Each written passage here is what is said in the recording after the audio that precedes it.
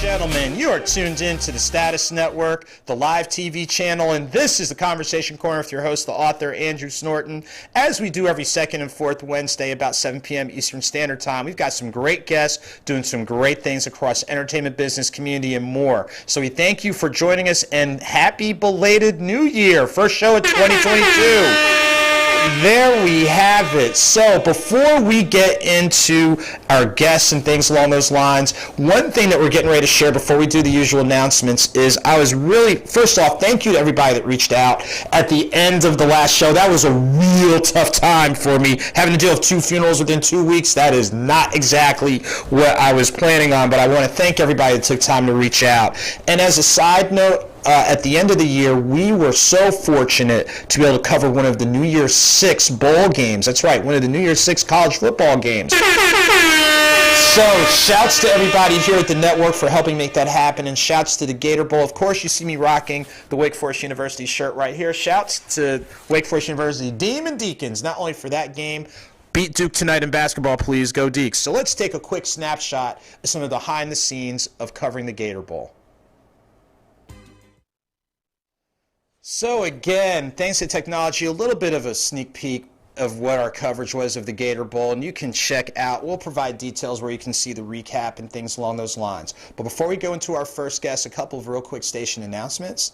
And if you or someone you know is looking for a network home, look no further than the Status Network. We have multiple channels, multiple programs. We even have a radio network, movie channel, and other great options. And not only that, if you need a pay-per-view option, pop-up, what have you, make sure to connect with us at the information provided.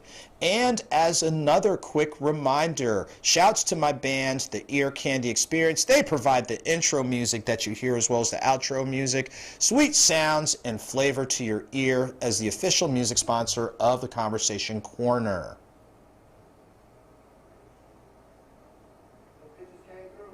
Okay, so we're going to go ahead and pivot to our very first guest. This is someone who we are so grateful to have last summer in regards to the sports journalism and things that he's doing, and he's taken time away from his college and professional sports coverage to join us. So we're so excited to have Mr. David Grubb, fellow Wake Forest alum, doing some big things out in Baton Rouge, the 225. Glad to be with you, man. It's been a minute since we got to talk face to face, so thank you for giving me the opportunity. Hey, we appreciate you, busy man, doing 5,100 things at once. So before you get into the meat and potatoes of the coverage you're doing, please give our viewers, especially those who haven't had the chance to connect with you, a point of reference where you're based out of and a few of your other moving parts that you've got. Yeah, I'm based out of Baton Rouge, Louisiana, and currently the thing I'm most known for is host of a podcast, Hard in the Paint, the 2020 Louisiana Sports Writers Association Sports Podcast of the Year. I'm in season 3 of the podcast now, and it's going really well. You get that wherever you listen to your podcast. Also, I'll be working with the Louisiana Radio Network, which provides sports updates to stations across the state. I am a color commentator for Tulane men's and women's basketball for ESPN Plus, and I work with MLBBro.com, a website started by Rob Parker with Fox Sports, dedicated to black and brown baseball players in the major leagues, and maybe doing some work with the Shadow League coming up soon as well. Wow. So before we get into what was your nudge or your push, where do you get the energy to do all these 5,100 things? I love it. I love it. When for the years in my life that I was working for other people and for what they wanted, it's a lot harder to find that energy. I mean, you're looking for purpose. I think everybody wants to have a profession with a purpose, where you feel like you are valued, where you feel like you are contributing something, and where you feel like you have some control of your destiny. And for a lot of years, I tried to find myself in other people's visions. I did a lot of communications work in advertising and in politics. And though I love that work and some really good things came of it, that was other people's voice. Now I get to tell my story, and I get to tell other people's stories and have great conversations with guests from across the sporting world. about some very deep topics that go beyond what happens on the field. I get to share my opinion. I get to be confrontational at times. All things that you can't really do in corporate radio or corporate media. So I've been able to find a niche outside of the mainstream and navigate within the mainstream to get kind of the best of both worlds. And I love what you said about finding your voice. We hear it a lot. Of course, me being an author, you're always finding your voice. But we forget how important voice is, not only in sports journalism, but journalism in general. When did you realize, quote, you had the ability and confidence to not only find your voice, but amplify your voice as well as the voices of others? Excuse me. I've been pushed to speak in front of people since I was a kid. I always had the ability to articulate my thoughts and do it quickly. I'm a very good extemporaneous speaker, and I would say that to brag. I'm just saying we all have different skills, and that was one that I had early on. So I got a lot of practice talking to people. But the first thing you kind of learn is how to present messages that people want to hear. You start tailoring things specifically to make other people comfortable. And that's what the business teaches you. When you're in advertising, you're trying to be palatable to the largest audience. When you work at a local news station, they tell you to write for the lowest common denominator. So a lot of times what you spend your time doing is like I said, just making yourself as vanilla as possible. I think in politics is where I really found that I wanted to say what I wanted to say. Candidates would send me out on their behalf to speak on their platforms and be a representative for them. And during that process, every once in a while, I start slipping in my own answers, and people would respond to them. And so it occurred to me that I needed to find a place where I could be honest all of the time, as much as possible, but not in an angry way, not in a just a self-glorification way, but to open up a window into what I thought was important and conversations that I didn't think were being had. So sports ended up being the medium for that. But I think I've been consistent throughout my career, whether I worked in education or politics or in public relations and advertising, is that I tried to be very accurate and very real in how I create messages. And I'm glad you said that, and especially in finding your voice. Both of us have a little bit of overlap in regards to the spaces we've been in college and professional sports. And one of the things that we've both seen is the narrative that is amplified can be vastly different from the narrative that's actually happening. And you can correct me if I'm wrong on the college football end and what have you. Now, I'll admit this year I saw more people that looked like me than I had previously, but we know those numbers are woefully lacking. You know that with the work you're doing with MLB Bro and the work I've done just in covering minor league baseball. Those numbers are woefully lacking. What do you do? And you kind of answered it, but what do you do when you know, quote, you're in a space and place that you have to be, and you know, quote, all eyes are on you? What do you do to maintain your professionalism and your poise? Because we've both talked about some not so pleasant experiences. My main thing has been always to do what everybody else isn't doing. I think you go into most locker rooms, you go into most media rooms, if you're talking to coaches and players, I think the vast majority of people now come in knowing what story they're going to write already. They have an idea, they're trying to meet their deadline. I try to let the moment dictate what's going to happen. I try to give the player and the coach the opportunity to say something that I wasn't expecting, that could be a much better story to be told.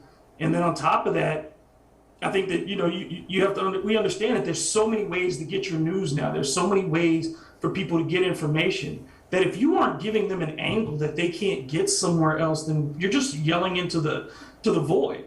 And I didn't want to be a part of that. So I make it a very real point of emphasis when I go into press conferences to be prepared for, as many questions as I could possibly ask, knowing good and well that somebody's going to take something that I have in the holster, but to be prepared to ask something that the coach that the player would really want to ask, that would want to hear, that they haven't heard 20 times already. So I'm intentional about that. And I think you also have to, in those spaces, assert yourself, because it's very easy for them to set up that wall, whether it be in a locker room or whatever, of people who have been there, so to speak, and who don't want the new folks to get within the boundaries. So you have to be willing to step up front and get right in there and ask your questions, to make yourself seen, and not be afraid to have people call you aggressive, because ultimately you're responsible for the content you put out, not anyone else, and you can be polite and aggressive at the same time.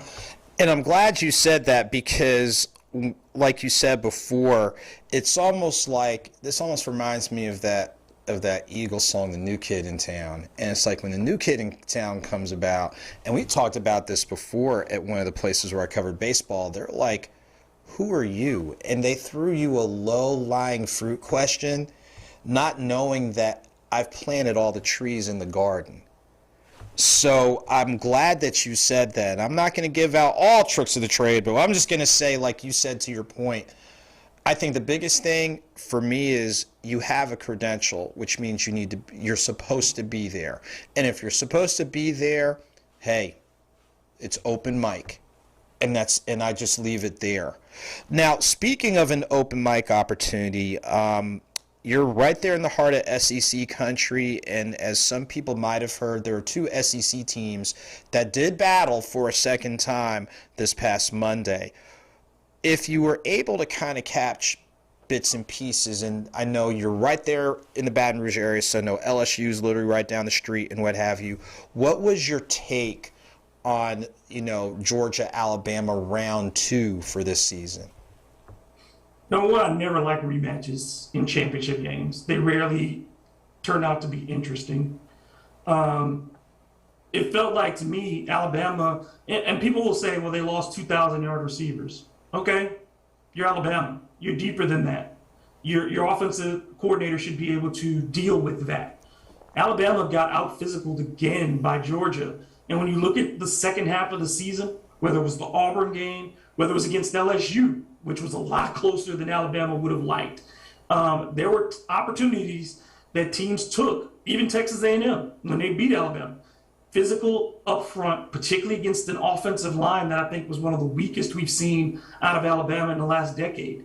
They did not have the same ability up front to create those open passing lanes for Bryce Young. And I thought Bryce Young played timidly. I think he had opportunities to take the ball and run with it, which could have helped his team out to get those cheap rushing yards, but he didn't do that. He looked a lot like Tua to me, and I think the reason that Tua did not win that second, championship, that Tua did not look as great at times and has not thrived in the NFL, is because they get happy feet under pressure. And Georgia brought pressure consistently with four, and that showed you just how poor that Alabama offensive line was. And then defensively, you can only ask your defense to do so much. And eventually, Georgia was able to break through. But you waste 3 opportunities inside the red zone and come away with field goals if you're Alabama. You can't do that. I think this was an overrated Alabama team. This was a very good Georgia team, but neither one of these teams is going to go down as a great team in the history of college football. Okay, so I'm sure that you have made some new friends in Tuscaloosa and Athens, Georgia. But knowing you like I do, you are just one of the more friendly people. We're going to shift the friendly conversation a little bit and talk a little bit about our alma mater and what's been taking place there, from an afterthought to where this is a very solid Wake Forest University program. I got a chance to cover them up close and personal this year. 2019, covered the Gator Bowl, which I do tip my cap to Rutgers. That was not the greatest situation, but if they didn't think they had a chance to compete, they wouldn't have come, unlike Texas A&M, Jimbo Fisher, but we're not going to necessarily go there. Looking at it through the lens of a journalist, and I know you've kind of looked at it from afar, let's talk a little bit about the alma mater and the job that really has been a very solid and to varying degrees still under the radar job. Well, you look at it and it's 6 straight bowl appearances, 5 wins in those 6 games. There are not a lot of programs right now that can say that. And to jump, we've seen the build of eking by 7-6, 8-4 seasons, and now to get back to that first double-digit season since they won the ACC championship and went to the Orange Bowl. Dave Clawson has this team on track, and I like the fact that he's very honest in his assessment of where this team needs to improve. It has to be more consistent defensively, and that's why you go out and bring back the offensive coordinator who led your team to that Orange Bowl appearance, who has been a good recruiter at multiple places, has been in the Big Ten, the SEC, the ACC, and the Big 12. The Pac-12. So when you bring that type of experience back and you're trying to make that next step, when you look around the conference and you see that Florida State is still in trouble, that Clemson is not what it was and may get back to that place, but there's no guarantee there. The surveying of the ACC says there's still room for Wake Forest to hang in that top tier of this conference, and they've built and made the investments over the last several years to keep this as competitive as any program in the ACC. I think big things are on the way. I don't know necessarily if they make a playoff in next year or two, but I think that they can be a consistent top 15 program. I would have to agree with you, and you made a good point, the investment, because looking at those facilities where they were 3 years ago, and I don't know the last time you've been back, but if they're not the top in the conference, they're very close to it. We know what was there in the early 90s when we were there. Oh, gosh. Wait, I think we still had calling cards back then. That's a totally different era. They don't know anything about that rotary dial, calling cards. You had to go to the hall to make a phone. We had a glorified high school situation at Wake Forest at the time. We had no field house then. The stadium needed a lot of work. The practice field we used it for intramurals. So you talk about how far things have gone, to where they are. And the good thing is they have not lost their identity as a university through this. You're not seeing people not come through and graduate. They're still graduating 96% plus of their student athletes. You're still seeing you're not seeing trouble around the program, even as the school has grown and the program has improved. Wake Forest is still Wake Forest. I would agree, and to your point, there's a number of players in recent years that have graduated early. Look, we know we had to go to summer school to graduate on time. Some of these student athletes are graduating early, so kudos to everybody across the board. So now here we are, football season, we got the NFL playoffs coming up. What's your take, especially having, you covered a team with the New Orleans Saints that Jameis Winston injury changed the complexion of that team. Knowing what you've seen in the NFC South and kind of obviously leaning a little bit more towards the NFC, let's keep it there. Who do you think comes out of the NFC? NFC, it's either Tampa or Green Bay. Because you either have to go to Green Bay, who is the number one seed, and no one wants to do that, or you got to face off against Tom Brady, because you look at the other teams, there's enough flaws. Dallas gives up big chunks of yards defensively. They play in too many shootouts. That's not good for you in the postseason. San Francisco, I think San Francisco can cause people trouble, but are you scared of Jimmy Garoppolo in a big game? I don't think you are. Arizona, this is their first real taste of this, and they did not play as well down the stretch as they had at the start of the season. So you look at the other teams that are out there, there's not a lot of complete teams for you to go up against. Green Bay with Aaron Rodgers, who's probably the MVP, and then that Tampa Bay defense is going to bring pressure on people. And then do you bet against Tom Brady in the first round or second round? No, he's probably going to end up in the NFC Championship game no matter what. So it's Green Bay or Tampa, and I think it depends. It would take an upset for it to not be Green Bay at this point. Okay, so not telling you to get your coins up, ladies and gentlemen, but you just might want to just keep some things circled. But yeah, but having been up in the Midwest in January, that's not a place you want to go. No, you don't. It's just exactly. You're not going to get turnovers out of the Packers, and that's the thing. If you don't get, you have no chance of getting them to turn the ball over. And I think that's the difference why Rodgers is going to get the MVP. I know Brady. You have Tampa making this big case for Brady. But the games that Tampa lost this year are all directly tied to Tom Brady turnovers. So you look at that with Aaron Rodgers and 5 picks this entire season. No, it's too different. Okay, so prognosticators, I'm sorry, not prognosticators, people who do this for a living and do their research would say probably Green Bay or Tampa Bay would come out of the NFC. In what you've seen of the AFC, who do you think would be your top two, the two teams most likely to come out of the AFC? It has to be Tennessee and Kansas City. You give Kansas City, the fact that Pat Mahomes has never played a road playoff game except in the Super Bowl. So Pat Mahomes only knows how to play in Kansas City, and they're the second seed. They're going to have that opportunity up until the championship game, unless Tennessee gets beaten. And then you look at Tennessee getting back a fresh Derrick Henry. You have Julio Jones. You have I'm going blank, but you have 2 solid receivers. You have a good tight end. Tannehill has shown you that he will not lose you football games, and you have a defense that's physical. Coming again to Tennessee, and that field, we've seen it over the years, it turns to mud late in the year. You're going to have to out-physical Tennessee. I don't think Cincinnati can do that. Cincinnati's a show, but I don't know if they're as physically tough as some of the, as a Tennessee is. I don't think you look at the Raiders and say that this is a complete that dunk is not going to work in the postseason to me. Buffalo has shown you that they're too inconsistent this season. They have not, played. They haven't played 5 good games in a row all year, maybe even 4. So what makes you think they're going to play 3 straight to get to the Super Bowl? I don't see it. So to me, it's either Kansas City, which I think is not as good as it was the previous 2 years, or Tennessee, who I really like. And don't get me started on Pittsburgh, because Ben Roethlisberger is the Walking Dead. Okay. Well, so interesting. So basically it's looking at the top 2 seeds in both conferences.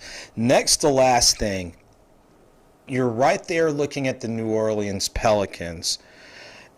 They have a couple of decent pieces with who's playing center.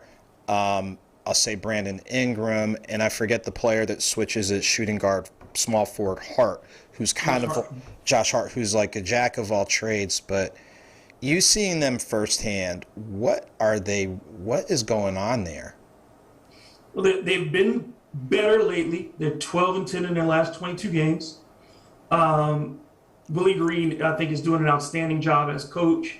They haven't played with Zion Williamson all season. And at the midway point of the season, they're on pace to probably get about 30 or 31 wins.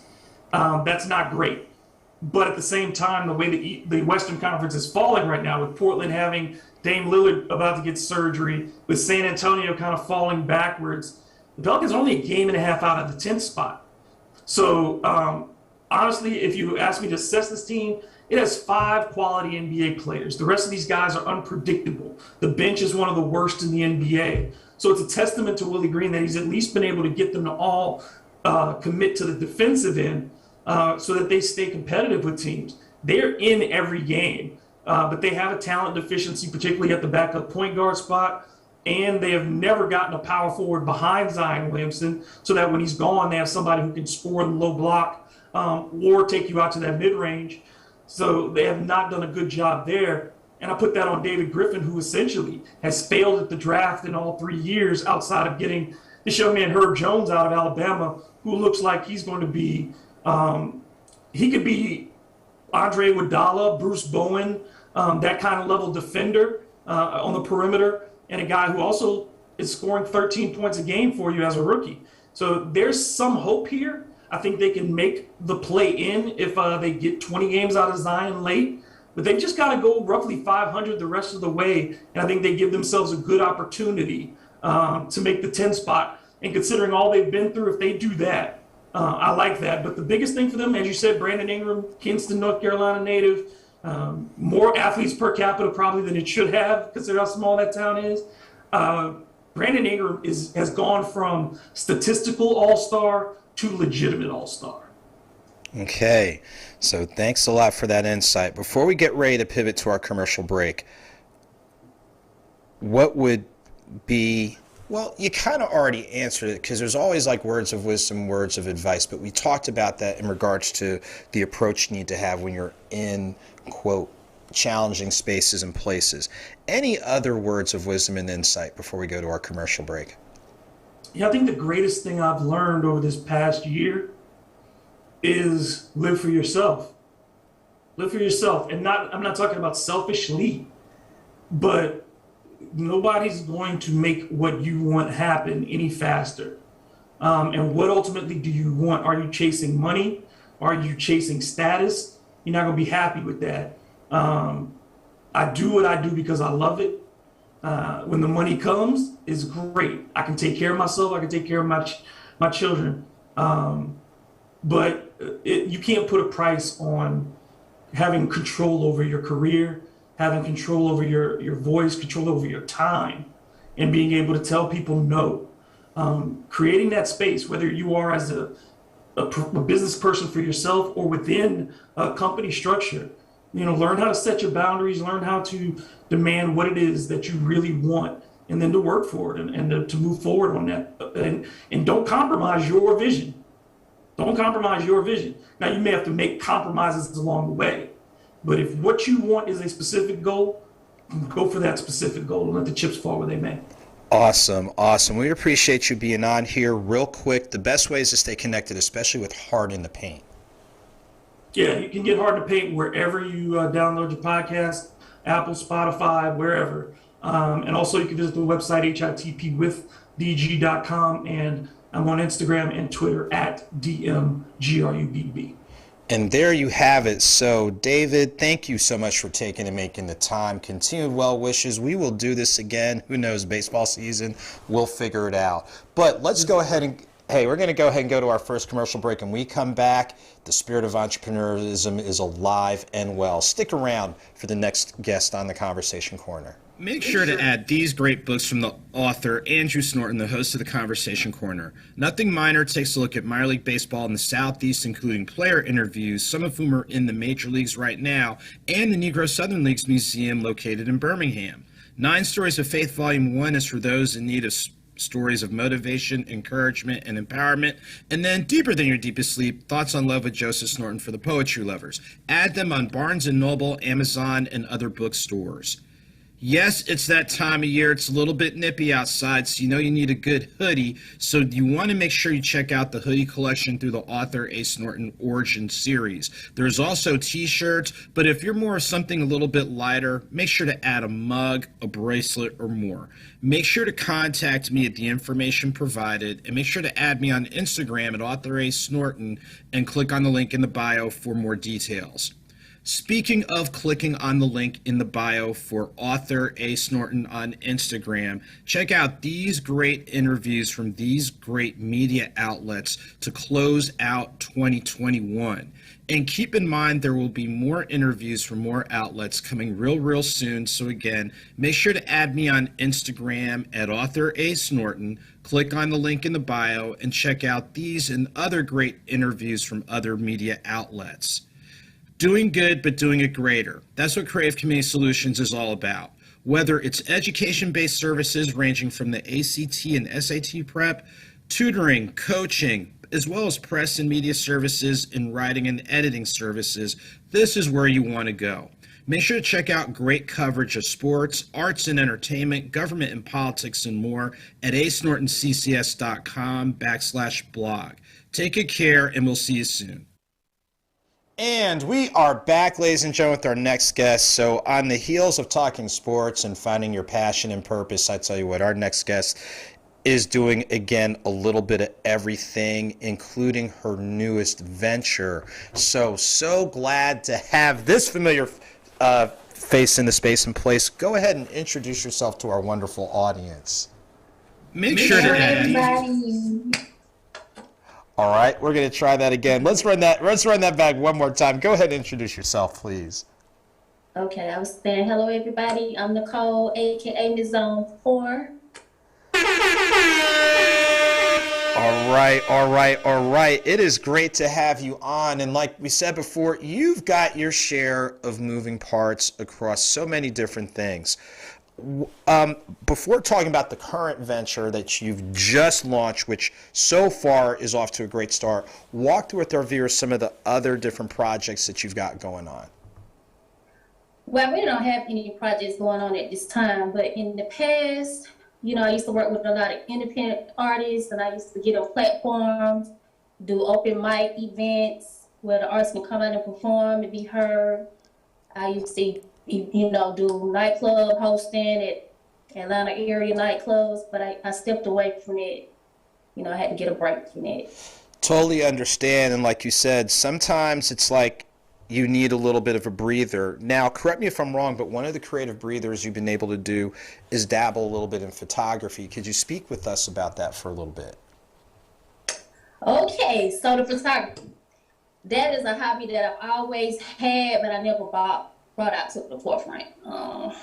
Actually, my son and I both dabble in photography. He's more into photos. I'm more into videos. So I'm more into, bringing the memories on video. He more into capturing the pictures. So, yeah, that's what I do. Nothing major on that. That's just a hobby.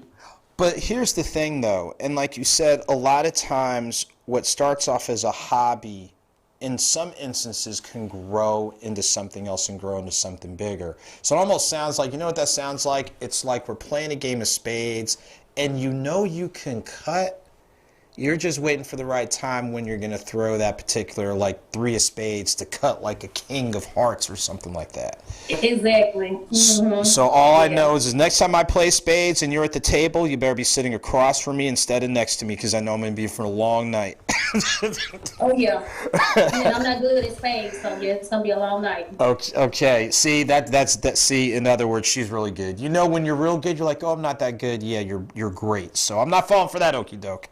Now, having said all that, so you've got your background with a little bit of arts and entertainment from, like you said, the event hosting and things along those lines. You've got your hobby that you do some projects with in regards to video as well as photography. Walk through with us the steps, or what would you say was that push or that nudge for this next project that you've got going on with what you're doing with Exquisite? Okay, so Exquisite started, it was the name of my hair company. It was Exquisite Hair Boutique. So that's where the name Exquisite came from. I used to sell hair. So I had a storefront that didn't go too well. I had to close it down. So I learned a lot from my mistakes dealing with the hair boutique. So I just kept the name Exquisite, and I'm doing something different. So now I'm doing the Exquisite Cosmetics. And I'm being very patient this go around. I'm taking my time. I'm not rushing. I'm not expecting a lot. I'm just really just taking it slow and just moving with the time. I'm not rushing anything. I'm not expecting nothing to just pop off all of a sudden. I'm just really just going with the flow this time, because I learned from my mistakes the first time. Had a lot of mistakes the first time. I spent a lot of money the first time and made a lot of mistakes the first time with the hair boutique. So based on what you've learned with the hair boutique, like you said before, it's like you're taking a different approach.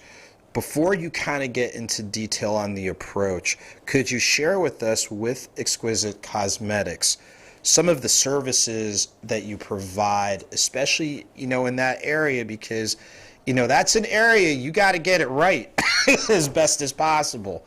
So walk through with us a little bit, the services that you provide through Exquisite Cosmetics.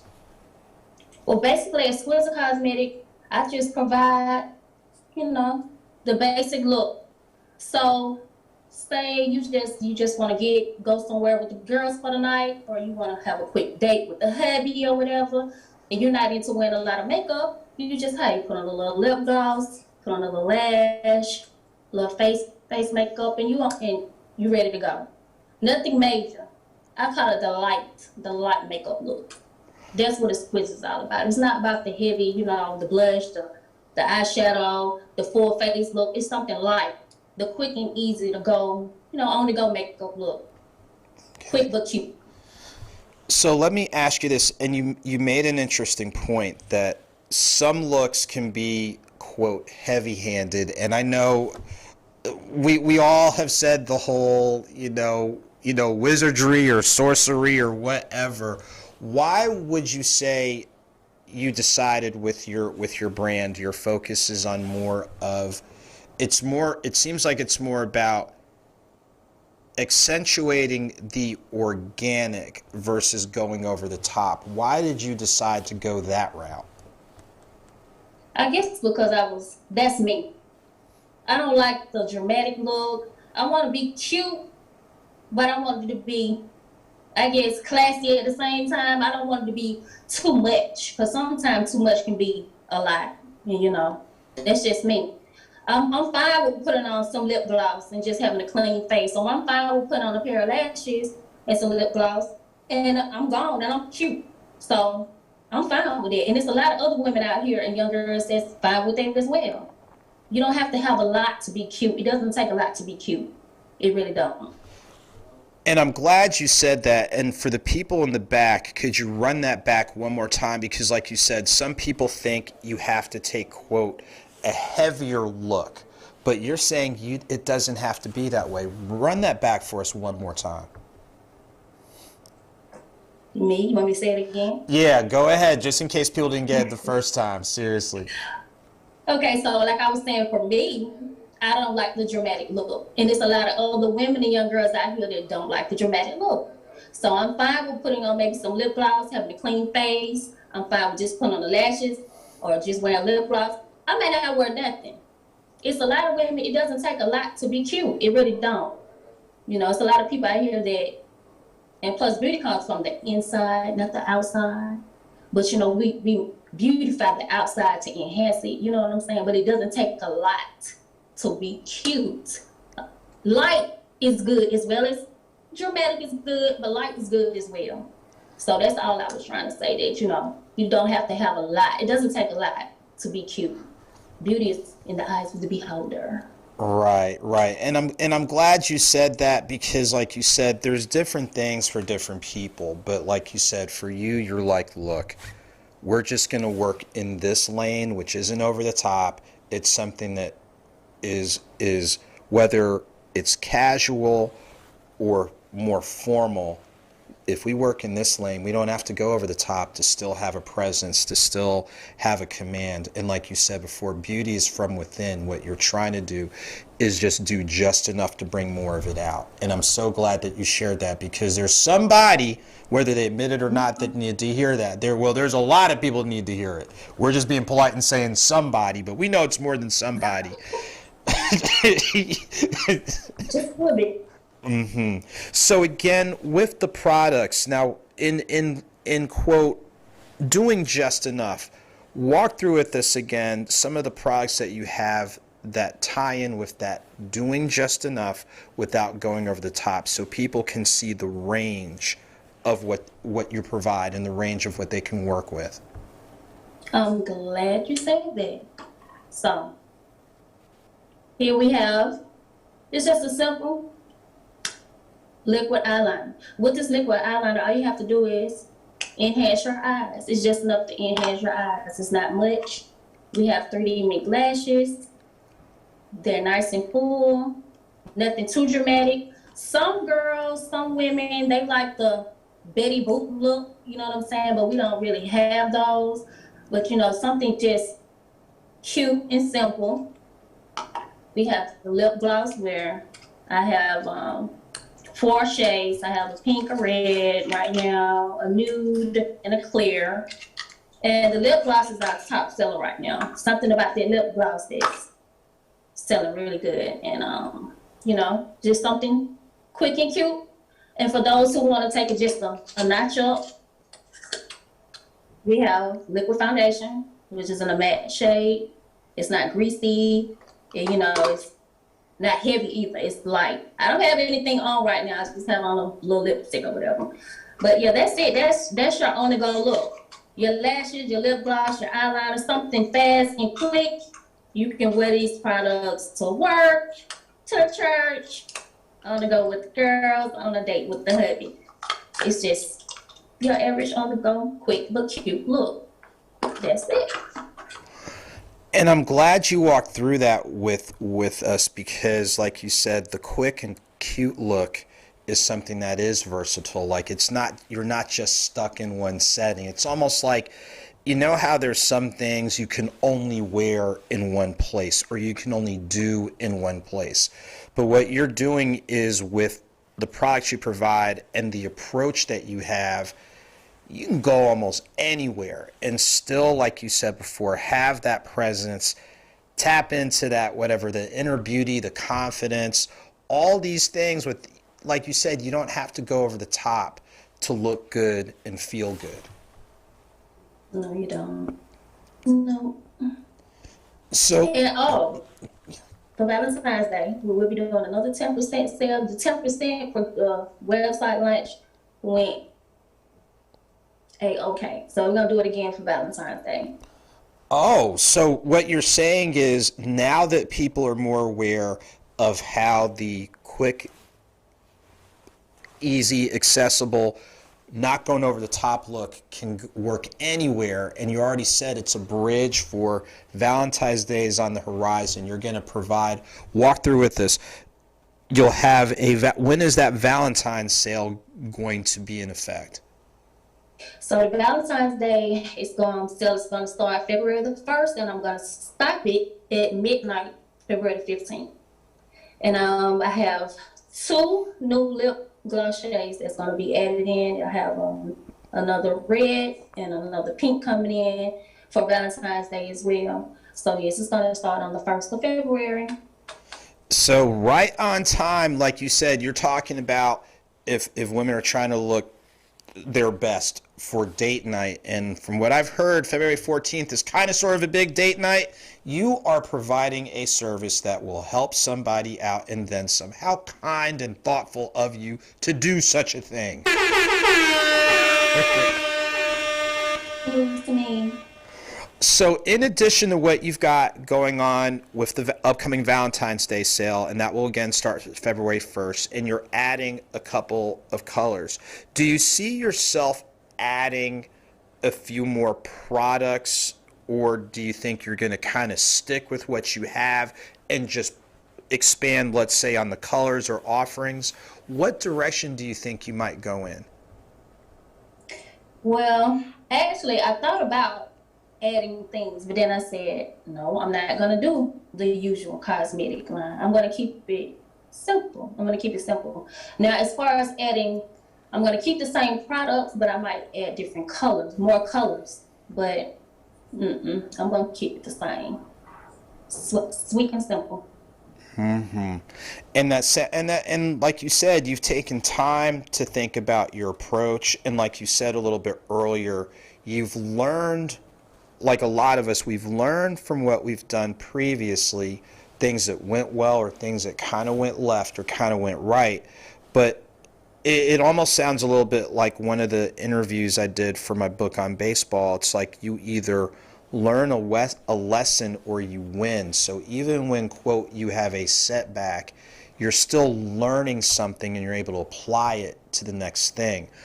Kind of walk through, like, of course, you've got a great product line, great philosophy, but talk about the underlying theme which kind of connects everything you're doing, and that is the theme of resiliency. Like you said before, you had this and it didn't go according to plan, but you pivoted and you took what you've learned, and now you're kind of seeing where, hey, things are turning the corner. So walk through with the importance of being resilient, even, when things don't always go your way. My thing is you have to have patience when you're trying to be an entrepreneur. And I say this because things don't happen overnight. And I think the biggest problem for us when we try to step out here on faith is we expect support from the ones in our circle. We expect that support from the family member or the friends, and then we feel discouraged when we don't get it. But what we fail to realize is no matter what support we get or don't get, we still have to keep pushing. We still got things to handle. We still got a business to run. You can't get frustrated and quit. because I learned from my first business venture that I wasn't gonna get their support, and it really like frustrated me, and I got irritated, and I was just like, you know what, I give up. But you can't give up. You got to keep going. You got to get out here and you got to get your feet wet, and you got to get out here and you got to promote, and you got to push, even when you ain't making but $1. For instance, for example, say you made one sale, that's $5, $10, $1, whatever. You made something for the day. You can't expect to just make all this money and you're a new face on the scene, a new business on the scene. You got to put in some work out here. You can't give up. You just got to stay focused, and that's just what I had to learn, that you have to stay focused. So. And I'm glad you shared that life lesson, because like you said, for any of us, you think that because you have a great idea that everybody's going to jump towards it. And like you said, it doesn't work that way. It's something that, like you said, you take time. You might take a few L's, but the L's don't necessarily mean losses. The L's are, what have I learned? What lesson did I learn? What can I take from this and apply it elsewhere so I can do a little bit differently, or I can do a little bit better? And I'm so glad you said that, because, yeah, like you said, at times you do get discouraged. To say that you haven't, you know, come on, it's a bold-faced lie, but you said something bigger than being discouraged is when you kind of pause and you pick up the pieces and you keep moving forward. And that's speaking a lot about where you are right now with Exquisite Cosmetics. Yeah, because where a lot of people mess up, in my opinion, is we so caught up in competition. We so caught up in trying to beat this other person that's doing the same thing that we're doing. And they may be doing better than us, but you don't know how much work they put in. You don't know how long they've been out here grinding, putting their work in. They had to start from the bottom as well. So one thing I had to learn with this business stuff is that she may have 1,000 pieces of merchandise. You might have 50. But you also got to know is she got what it takes to get off that 1,000 pieces of merchandise. You trying to get to them 1,000 pieces of merchandise. So you can't sit back here and compare yourself to somebody that's a little bit above you. You got to work your way from the bottom. It don't nothing happen overnight. And that's just how it is. You got to worry about yourself. You can't compete because everybody's hustle is different. And I'm so glad you said that, because what you said reminds me of what they tell you about golf. Like when you ever play golf, you're not competing against the other people. Really, your competition is the course, but ultimately it's yourself. And to your point, you talked about you have to stay focused. There's different things you're going to learn along the way. Your work ethic, you know, how do you respond when things don't go exactly your way? And like you said, you ultimately have to learn those things, but when you learn those things, use that information so you can do a little bit better or do a little bit differently. And like you said, to your point, you don't know what's going on behind the scenes of how somebody got to where they are. The headaches you have might be totally different from the headaches they have, etc., so on and so forth. So like you said, it's like, even what you just shared, it's about learning your craft, being dedicated to your craft, and just keep building. And it won't happen by itself. Like you said, you have to be out there. That's with anybody, whether it's what you're doing in cosmetics, you know, right, whatever. You have to be consistent in being out there. So like you said earlier, you've got the Valentine special coming up starting February 1st. You'll add a few more colors. Where do you see yourself going? To be honest with you, I see myself going to the top. I'm not going to stop. Because I believe in myself. I got something that everyone can use, whether it's male or female. Everyone can use my product. And I'm not going to stop. I'm not giving up. On the way up from here is up. I'm going up. And that's what I got stuck in my head. So that's what I'm going for. I'm going up. And just in that statement, you said a lot. Like you said before, you have confidence in yourself, you have confidence in what you've learned, you've got confidence in what you are still learning, and instead of talking about doing it, you are actually out there doing it, and that speaks volumes. It speaks volumes about what you're doing. So again, you've got, remind us again of the range of products that you have, just in case people didn't catch it earlier. Remind us again of the range of products that you have. So right now, Exquisite Cosmetics have your lip gloss right now. It's in the Smooches collection. We have the 3D Mink lashes. You have several to choose for as well. We have the Brown Skin Chic Rock Foundation collection with 4 different shades, as well as your blinged out liquid matte eyeliners. I tell you what, just with, like you said, you've explained your philosophy, your approach, your services, how accessible they are, and things of that nature. Before we wind down your segment, please remind people of the website, social media, and the best ways for people to stay not only connected, but support the work that you're doing. Okay, so we do have a Instagram page. You can find us on IG at _Exquisite Cosmetics, one word, and that's with an X, not an E. You can also visit our website at exquisitecosmetics.com, and be sure to subscribe to our email list so you can keep up with all our promotions and new product drops. Well, I tell you what, I so thank you for taking time out of your schedule to spend time, talk with us, not only just about the work you're doing with Exquisite Cosmetics, but just some of those life lessons that we needed to hear about work ethic and belief in yourself and things along those lines. And it sounds like those themes and those ideas are part of what is kind of sprinkled in everything with your brand and everything with your products. So, Nechole, we thank you so much for being out here. And ladies and gentlemen, please make sure to stay connected with Exquisite Cosmetics. One more time, the website and the social media. You can find us on Instagram at _Exquisite Cosmetics with the X, not an E, one word. You can also visit our website at exquisitecosmetics.com.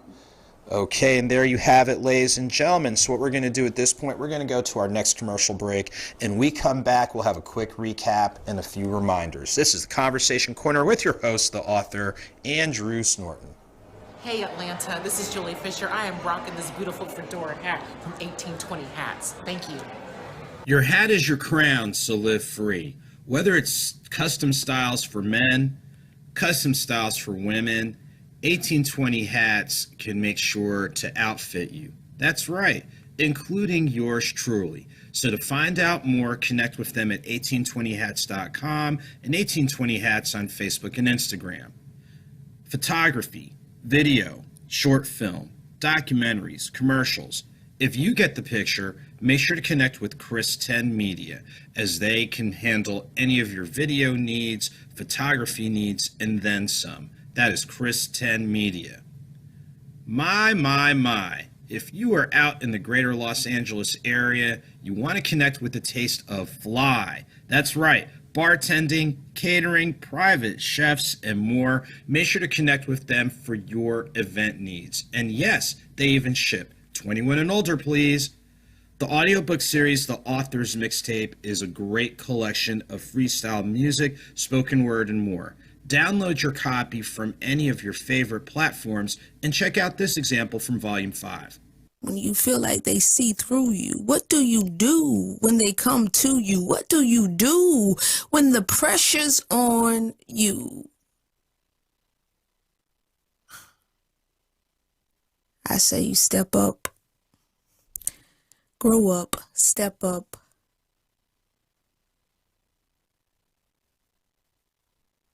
Grow up, step up. Yeah, that's true. But sometimes... Forward thinking, believing, doing. The Author's Mixtape Volume 5 is now available on your favorite streaming platforms, including Tidal, Spotify, SoundCloud, and more. It will be available on iTunes in the coming days, as this is the newest edition of the freestyle, spoken word, music, and more. Make sure to get your copy today with the author Andrew Snorton, featuring the amazing work of Chris 10. Again, get yours today. And ladies and gentlemen, we are back to get ready to close out tonight's show. We want to thank both of our guests for dropping some great info about the respective work that they're doing. We wanted to acknowledge one of our guests that could not join us, Ms. Stephanie Batiste, but we wanted to at least, if we can, is there a way that we could at least share the flyer for the event that's taking place this coming Saturday? That they were going to talk about. Yes, there it is. So we're going to share this with you this coming Saturday, January 15th at, let's see, oh my gosh. Just looking at the information on the flyer, I apologize. But hosted by Stephanie Batiste. If you or someone you know is a fan of traditional Southern soul, there's a great benefit event taking place this coming Saturday. Tickets for $15 in advance, $20 at the door. They have the all-day party that starts at 3 o'clock, and then the show is later on that evening. So with a great variety of Southern soul artists, the artists that are on the schedule include as follows: Lady D, Jarvis Green, Polka Jones, Clay Red, and Icebuck providing the songs. The sounds of DJ Smitty on the ones and twos. This is taking place at the Magnolia Lounge ATL off of Jonesboro Road. And as you see right there, not only is it a birthday celebration, but a portion of the proceeds are helping to support one of the nonprofits that reaches back and provides access to resources for our homeless vets. So we want to give shouts to Miss Stephanie Batiste and that entire team for that upcoming event. So as we get ready to wind down, just a couple of quick things. As with anything, if this is your first time connecting with any of our guests, please don't let it be the last. And as we see right here, guests across the board in entertainment, business, community, and more. Shouts to everybody at the network for their support. Shouts to the producer. Go ahead and give it up for yourself. Shouts to the producer throwing in some great effects. And again, I definitely want to appreciate the network's support during, like I said, during the month of December, which was a very challenging time. But it closed out on that high note with being able to cover the Gator Bowl. So we're very thankful for that. So ladies and gentlemen, we're going to go ahead and call it a night. As always, take good care, and we'll look forward to seeing you real soon.